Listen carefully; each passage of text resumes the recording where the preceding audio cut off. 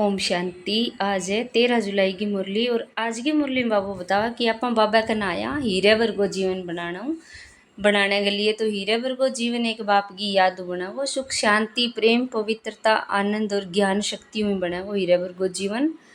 तो आज तक आप रिश्तेदारा के मोह ममता के जाल में फंसा रहा या तो प्रेम वश व मोह वश याद करता रहा।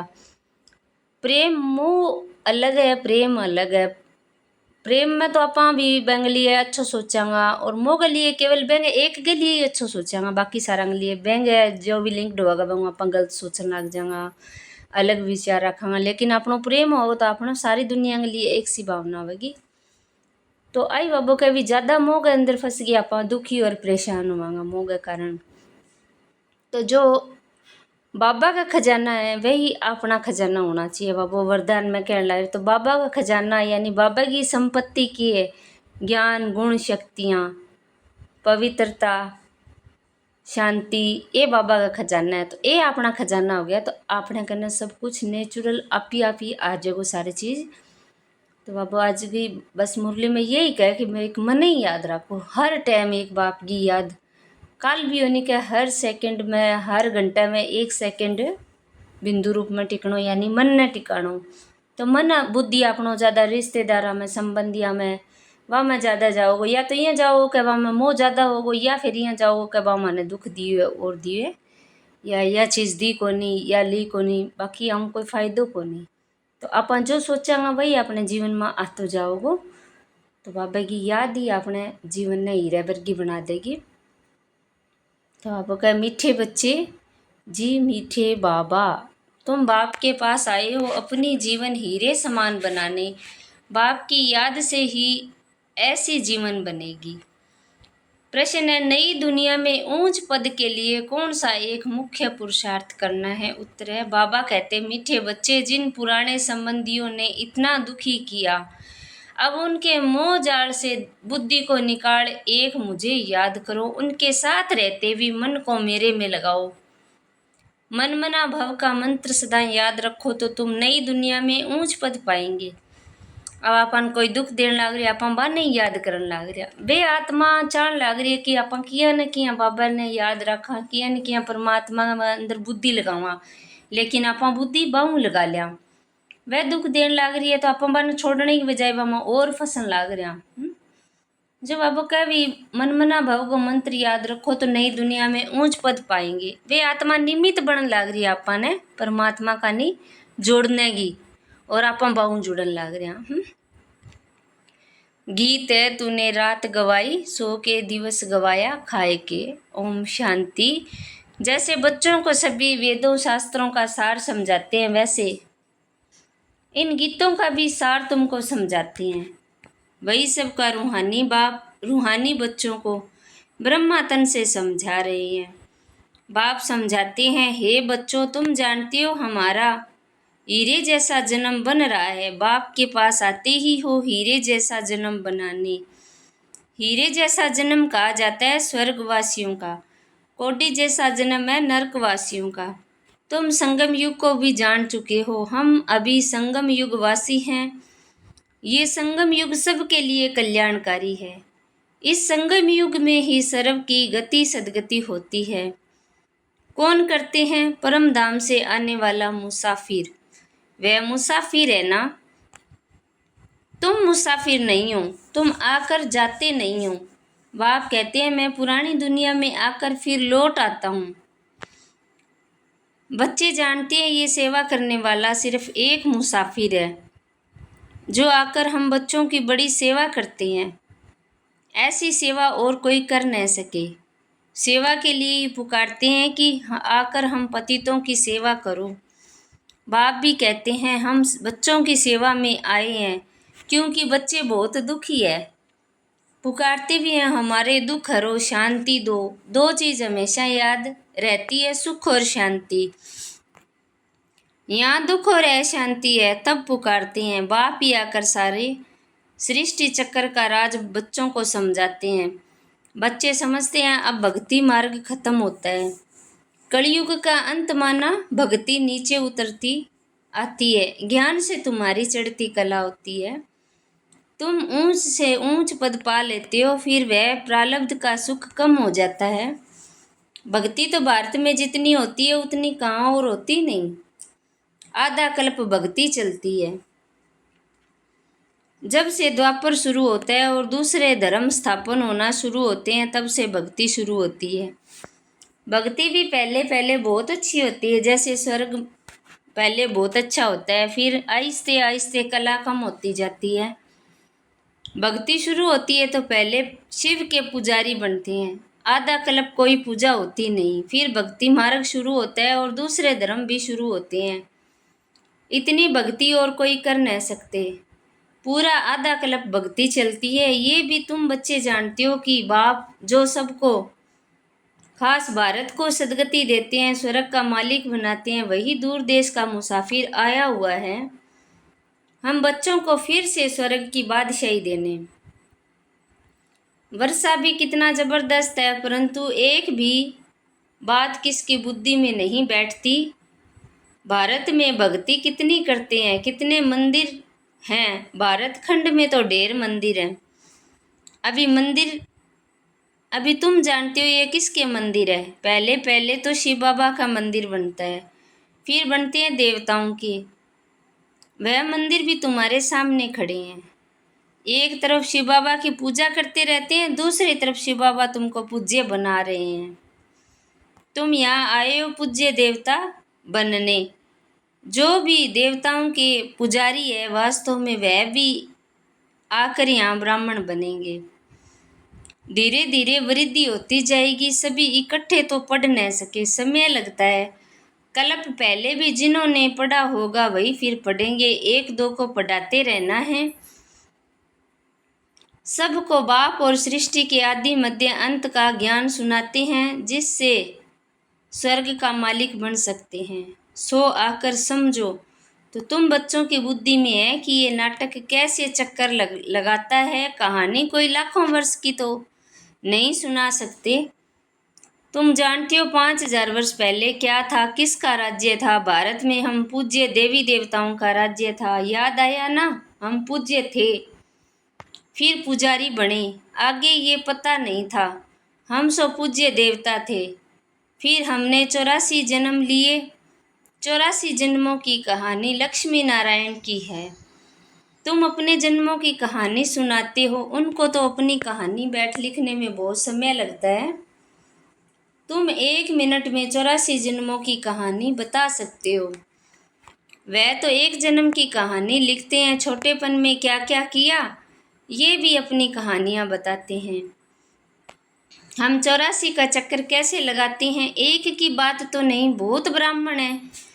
तुम ही इस चक्कर को जानते हो। इस चक्कर को जानने से तुम राजा रानी बनते हो और फिर औरों को भी बनाते हो। भक्ति भी भारतवासियों जैसी कोई नहीं करते। और जो भी मठ पंथ धर्म आदि हैं, वह भक्ति के समय स्थापन होते हैं। पहले पहले हमारा कितना छोटा फूलों का झाड़ था, रूहानी गार्डन था। तुम चैतन्य फूल थे, इनको कहा जाता है फूलों का बगीचा। फिर वही कांटों का बगीचा होता जाता है। इस समय सब कांटे बन गए हैं। फिर कांटों से फूल कैसे बनना है, सो बाप बैठ समझाते हैं। एक दो को दुख देना कांटा लगाना है। Student life is the best कहा जाता है। वह बहुत अच्छी लगती है। बड़े बच्चियाँ बड़ी खुशी से पढ़ते रहते हैं। बच्चियाँ बड़ी खुशी से पढ़ते रहते हैं। शादी की और एक दो को कांटा लगाना शुरू किया। सतयुग में कोई कांटा नहीं लगाते। अभी तुम फिर फूल बनते हो। तुम जानते हो भारत स्वर्ग था, कितने अपार सुख थे, सोने की खानियाँ थी।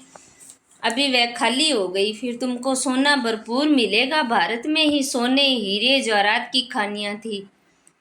उस समय अमेरिका आदि कुछ भी नहीं होता, बॉम्बे भी नहीं होती। वंडर है ना, कलयुग के अंत में कुछ भी सोना देखने में नहीं आता। फिर सतयुग आदि में सोने की खानियाँ भरतू हो जाती हैं, सोने के महल बन जाते हैं। वंडर है ना, वहाँ खानियों से कितना ढेर सोना निकलता है। जैसे यहाँ मिट्टी की ईंटें बनती है, वैसे वहाँ सोने की ईंटें बनती है। माया मच्छंदर का खेल दिखाते हैं। ध्यान में देखा, यहाँ तो सोना ही सोना है, बरोबर सतयुग में सोना होगा। यहाँ तो देखो मिट्टी की ईंटें भी नहीं मिलती। जितनी यहाँ ईंटें पैसे से मिलती है उतनी वहाँ सोने की ईंटें मुफ्त मिलती है। रात दिन का फर्क है तो क्यों नहीं पुरुषार्थ करना चाहिए नई दुनिया में ऊंच पद पाने का। यहाँ मोह जाल में क्यों फंसे हो। बाप कहते हैं पुराने संबंधों में तुम कितना दुख उठाते हो। बाबा ऐसे नहीं कहते कि इनको छोड़ दो, सिर्फ बुद्धि योग एक बाप से लगाओ तो तुम विश्व के मालिक बन जाएंगे। बाबो रिश्ता छोड़न वो कौन कह, बाबो सिर्फ कह एक मन याद रखो बने याद ना रखो रहनो बांग सा गई है। मनमना भव का अर्थ ही है मुझे याद करो, विष्णु चतुर्भुज को अर्थात विष्णुपुरी को याद करो। मूल है ही एक अक्षर। भक्ति मार्ग में तो ढेर पंचायत है। अभी तुम सब आत्माएं आशिको एक माशूक परम पिता परमात्मा के, वह तुमको सुख धाम का मालिक बनाते हैं। सब आत्माएं उनको याद करते हैं। तुम रूहानी आशिक रूहानी माशूक के एक ही बार बनते हो। बाकी तो सब मनुष्य हैं जिस्मानी आशिक और माशूक। अभी बेहद के आशिकों को बेहद का माशूक आकर मिला है। उनको कहते भी हैं आओ आकर हमको पतित से पावन बनाओ। एक को ही पुकारते हैं। तुम जानते हो हमारी आत्मा पतित बनी है इसलिए पुकारते हैं पतित पावन आओ। कुंभ का मेला लगता है, कितने जाकर गंगा स्नान करते हैं, फायदा कुछ भी नहीं। पावन कोई भी बनता नहीं। अभी बाप आकर ज्ञान वर्षा करते हैं। तुम्हारे ऊपर ज्ञान की वर्षा हो रही है फिर से। कांटों का जंगल फूलों का बगीचा बन जाएगा। तुम जानते हो हमारा जब राज्य होगा तो वहाँ कोई भी पतित होगा ही नहीं। सारे विश्व पर ज्ञान वर्षा हो जाती है। सब कुछ हरा भरा हो जाता है। खानियाँ भी हीरे जवाहरात की नहीं बन जाती है। अब तुम बच्चों को कितनी खुशी में रहना चाहिए। सम्मुख देखते हो बेहद का बाप बैठ समझाते हैं। फिर तुम मुझे याद करो तो तुम्हारे विक्रम विनाश होंगे। बल तुम कहाँ भी बैठे हो स्नान करो, बुद्धि में बाप की याद रहे। वहाँ तो याद करने की भी फुर्सत है। बाबा का भी नानती बरिया तो याद करने की फुर्सत हो, वह टाइम तो याद कर सको। बाप को जितना याद करेंगे उतनी कमाई है, याद से ही कमाई है। ऐसा कभी सुना कि याद से कमाई होती? कितनी बड़ी कमाई है। तुम विष्णुपुरी के मालिक बन जाएंगे। तुम जानते हो हम आत्माओं का बाप है निराकार। उसने इस शरीर का आधार लिया है। भागीरथ का भी वर्णन है ना, भाग्यशाली रथ जिस पर परम पिता परमात्मा की परम आत्मा सवार होती है। आत्मा का रथ जब तैयार होता है तो झट आत्मा जाकर प्रवेश करती है। बाप को तो इस रथ में आकर सिर्फ ज्ञान देनी है। इनके भी बहुत जन्मों के अंत के जन्म में जब वानप्रस्थ अवस्था होती है तब बाप कहते हैं मैं आकर इनमें प्रवेश करता हूँ अथवा इस रथ में विराजमान होता हूँ। बाकी कोई घोड़े गाड़ी के रथ की बात नहीं है। अभी तुमको ये ज्ञान मिला है। बाप बैठ सम्मुख तुम बच्चों को समझाते हैं। तुमको तो बहुत खुशी होनी चाहिए। ICS का इम्तिहान पढ़ते हैं तो बड़ा नशा रहता है। वह तो होता है सबसे ऊंच इम्तिहान। तुम्हारी भी पढ़ाई है, ये भगवान की पाठशाला है। अब प्रश्न उठता है भगवान कौन? क्या श्री कृष्ण या शिव बाबा? सबका भगवान कौन है? सिवाय एक निराकार के सब तो कृष्ण को मानेंगे नहीं। सभी आत्माओं का बाप वह निराकार परम पिता परमात्मा है। वह सदैव परम धाम में रहते हैं। एक ही बार आते हैं बच्चों को स्वर्ग का मालिक बनाने। तुम जानते हो वही बाबा कलप कलप आकर हमको रंक से राव बनाते हैं। भारत अब रंक है ना, दूसरे जन्म में क्या बनना है तुमको सब साक्षात्कार हुए हैं। विनाश का भी साक्षात्कार किया है, स्थापना का भी किया है। भगवानुवाच है मैं तुमको राजाओं का राजा बनाता हूँ। बहुत दान पुण्य करने से भी कोई को अल्पकाल का सुख मिलता है। राजाओं के पास जन्म ले फिर फट से मर जाते हैं। कोई गर्भ में मर जाते हैं, कोई लूले लंगड़े काणे बन जाते हैं। जैसे कर्म करते हैं वैसा पद पाते हैं। अब तुमको तो राजाओं का राजा बनाते हैं। तुम कहते हो बाबा हम बलिहार जाएंगे तो जरूर राजाई भी तुम पाएंगे। भारत को महादानी खंड कहा जाता है। यहाँ दान पुण्य बहुत करते हैं। वह फिर शुरू होता भक्ति मार्ग में। अब बाप तुमको 21 जन्म के लिए दान देते हैं। अब तुम बाबा पर बलिहार जाते हो। तन मन धन सब कुछ दे दिया। अब बाप कहते हैं ट्रस्टी होकर रहो, अपना घर बार संभालो, सब शिव बाबा का है, मैं आपका हूँ, आपको ही याद करता हूँ। दिल से सरेंडर करते हैं। बाप कहते हैं भल महलों में रहो, घूमो फिरो मौज मनाओ, सिर्फ मुझे याद करो तो बहुत खुशी में रहेंगे। तुम विश्व के मालिक थे, अब फिर तुम पुरुषार्थ कर वह बनते हो। बाप समझाते हैं मीठे मीठे बच्चों, इस योग बल से ही तुम विक्रमाजीत बनेंगे। बाप की याद से ही तुम विश्व के मालिक बनते हो। अच्छा, मीठे मीठे सिकिलदे बच्चों प्रति माता पिता बाप दादा का याद प्यार और गुड मॉर्निंग। रूहानी बाप की रूहानी बच्चों को नमस्ते। हम रूहानी बच्चों की रूहानी बाप दादा को याद प्यार गुड मॉर्निंग नमस्ते।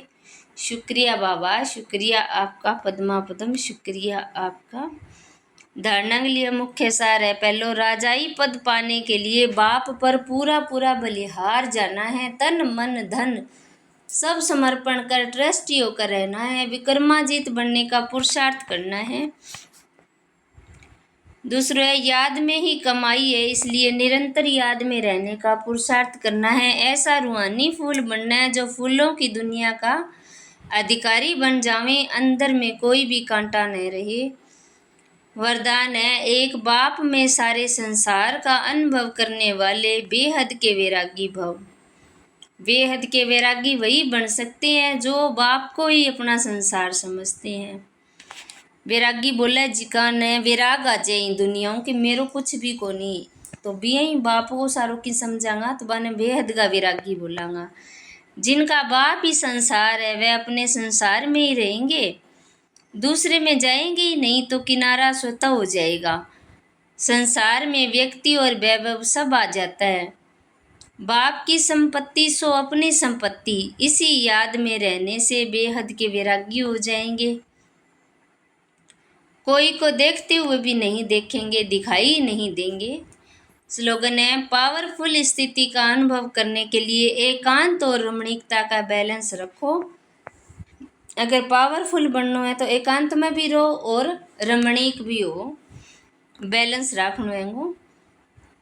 ए व्यक्ति सारा है जैसे किला बांधा जाता है जिससे प्रजा किले के अंदर सेफ रहे, तो एक राजा के लिए कोठरी नहीं बनाते, किला बनाते हैं। आप सभी विषयों के लिए, साथियों के लिए, अन्य आत्माओं के लिए ज्वाला रूप याद का किला बांधो। याद की शक्ति की ज्वाला हो तो हर आत्मा सेफ्टी का अनुभव करेगी। तो क्या करना हुआ, वो एक उदाहरण दे, भी राजा है नहीं, वो किले के अंदर रहे, कोठड़ी कौन बना, वो सिर्फ आप तक सीमित कौन रहे, वो जठे भी रहोगे वो सुख शांति में रहो। लेकिन मैंने क्या करना है कि सब कुछ बाबा को ही है, बाबा की याद में रह गए हर आत्मा अपने अंदर सुख को अनुभव करेगी, शांति को अनुभव करेगी। अच्छा, ओम शांति।